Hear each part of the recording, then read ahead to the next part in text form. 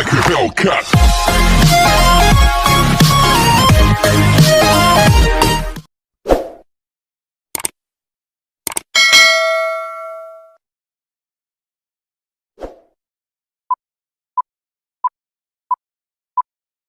Main Cochrane जों दा रुमाव फैसिगोन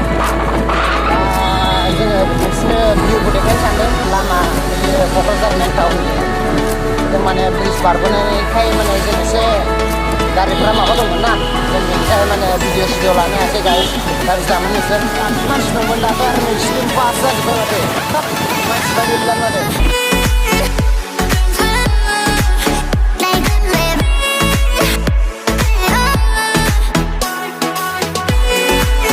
थांनानै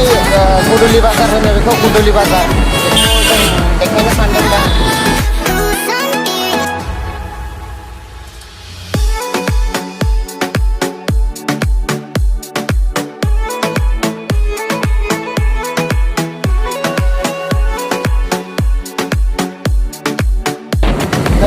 गुदुलि बाजार खन्द'खौ मोनबाय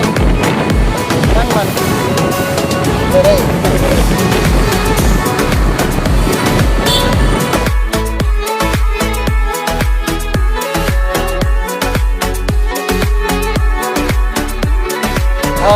guys नोंसोर नायनो हागौ दा गुदुलि बाजार होननाया आं दहायनिफ्राय बखिबोगासिनो दंमोन मानो बुङाखैमोन आं जों माने बावनानै दंमोन माने बेखौ होननानै नायनो गुदुलि बाजारखौ एसे मोजां हाय गाइस जों दा नै थांखि लादों मा होनबावनो 10 थाखानि शाबाश बेटा बहुत बढ़िया गाइस थांखिया नै बेनो जाबाय 10 थाखानि थांखि गाबोन सानसे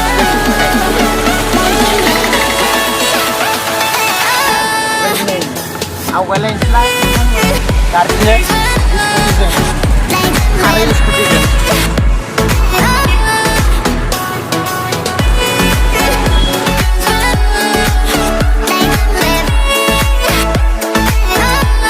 जोंनो गुदुलि बाजारा जोबबायना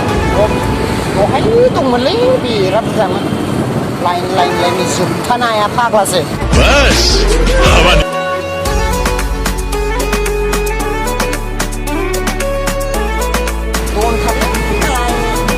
जय बांला बाबा को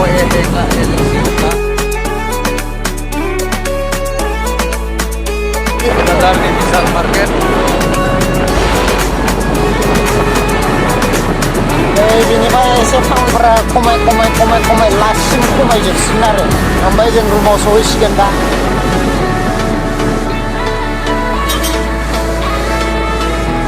जों एथां अभारटेक खालामाना जों मोजां मानसि ना मा होनो जोंना मानो होनबा गारिया खाराबा बेरा फाग्ला बेखौ आरो असाइस मानसिया साइस मोनखाया फावग्ला फावग्लिसो हाला ओरै बुरजा ओरै बुरसि साइस खाथारा जोंहा सालायनो खाथिया इस सज्जन को क्या तकलीफ है भाई क्या तकलीफ है इनको भिडिअफोरखौ नायदो शेयार खालामदो लाइक खालामदो कमेन्ट खालामदो आरो बे लाइकनखौ फाल्टाम खनथामसो होदो